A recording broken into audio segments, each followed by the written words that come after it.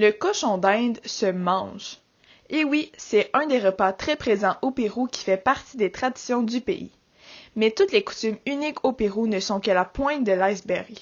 Allons davantage en profondeur en apprenant sur le thème de la richesse au Pérou et en y voyageant. La capitale du Pérou est Lima. Ce pays indépendant de l'Espagne depuis 1824 a une population de plus de 32 millions d'habitants. La monnaie est le sol péruvien et $1 canadien en vaut 2,95. Au Pérou, le secteur primaire est celui qui est le plus développé. La fertilité des sols et le climat permettent à ce pays d'avoir, entre autres, une grande production d'avocats, de coton, de café et autres.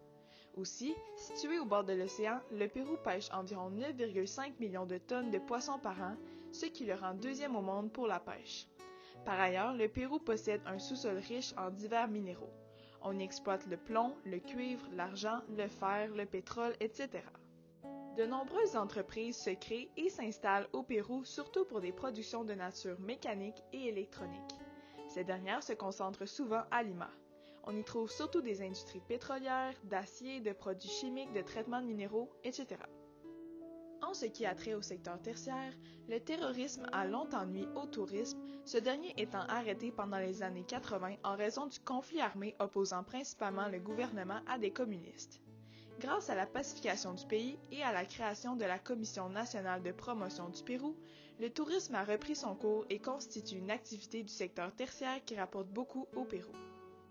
Le Pérou est au 51e rang mondial pour son PIB dû à ses richesses naturelles, à son industrialisation et à son ouverture au tourisme. Pourtant, son PIB par habitant est le 87e au monde. À mon avis, cet écart démontre que malgré le fait que ce pays est riche en potentiel et en ressources, le niveau de vie général de la population est plutôt bas. En effet, en 2017, c'était environ un Péruvien sur 5 qui vivait en état de pauvreté. Au Pérou, l'espérance de vie tourne autour de 75 ans ces dernières années. Il y a environ 1,9 médecins par 1000 habitants. Comme au Québec, au Pérou, il y a un secteur de santé public et un privé. D'ailleurs, en 2019, c'était environ 76,5% de la population qui disposait d'une couverture de santé. En 2020, le taux d'alphabétisation était d'environ 94,5%.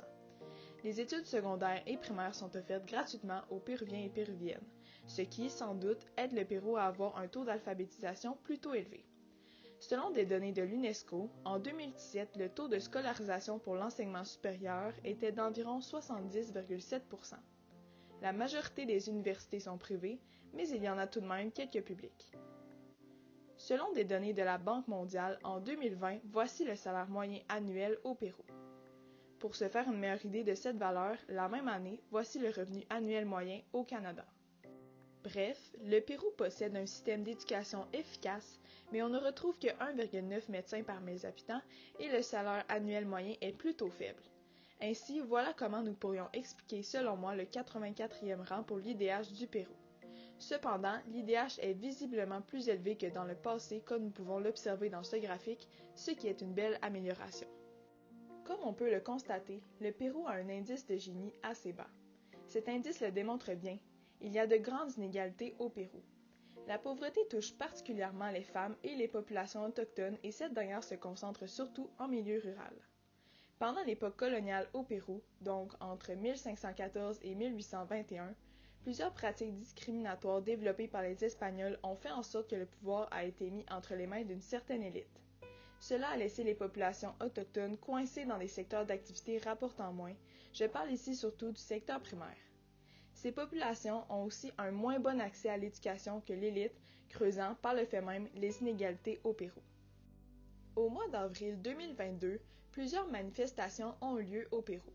Les manifestants étaient insatisfaits du gouvernement de Pedro Castillo qui a pris de nouvelles mesures économiques profitant plus aux grandes entreprises et multinationales qu'aux petits producteurs péruviens déjà très pauvres. En effet, le gouvernement a laissé ces entreprises hausser les marges des produits de base, ce qui a rendu le coût de vie plus cher pour les Péruviens. Maintenant, si nous souhaitons faire un voyage au Pérou du 2 au 16 juillet 2022, voici un billet d'avion qui pourrait convenir. Chaque billet coûte 662 $ pour un total de 1324 $ pour les deux voyageurs. Pour les activités, la première que je proposerais est bien entendu d'aller visiter le Machu Picchu. Cette activité est réellement un incontournable au Pérou. Si on considère que les 2 personnes font affaire avec TripAdvisor, la visite leur coûterait au total 244,22 $. Ce prix n'inclut pas le guide, donc ce genre de billet est parfait pour les gens qui préfèrent découvrir le site de manière autonome. La deuxième activité que je recommande est une excursion en buggy sur les dunes de sable du désert de Huacachina, ainsi que quelques descentes en surf des sables. En faisant affaire avec la petite entreprise Extreme Team Huacachina, cette excursion coûterait environ 71,20 $ pour 2 personnes. Maintenant, parlons un peu déplacement. Plusieurs moyens de transport sont disponibles au Pérou comme le tuk-tuk pour les courtes distances, le train, l'autobus, mais je vous propose de louer une voiture puisqu'il y a assez de routes à faire et il est plus simple selon moi d'utiliser qu'un moyen de transport pendant toute la durée du voyage. Surprenamment, la populaire entreprise Enterprise Plus opère également au Pérou et vous pourrez vous louer une voiture au prix de 408,36 $ pour toute la durée de votre séjour. Pour l'hébergement, si les 2 voyageurs ont un budget limité, je leur propose l'auberge jeunesse qui s'appelle La Bohème. La location de 2 places dans le dortoir coûterait 330 et 79 $ canadiens pour tout le séjour. En plus, cette auberge est une crêperie. Elle se situe à environ 15 minutes de l'aéroport.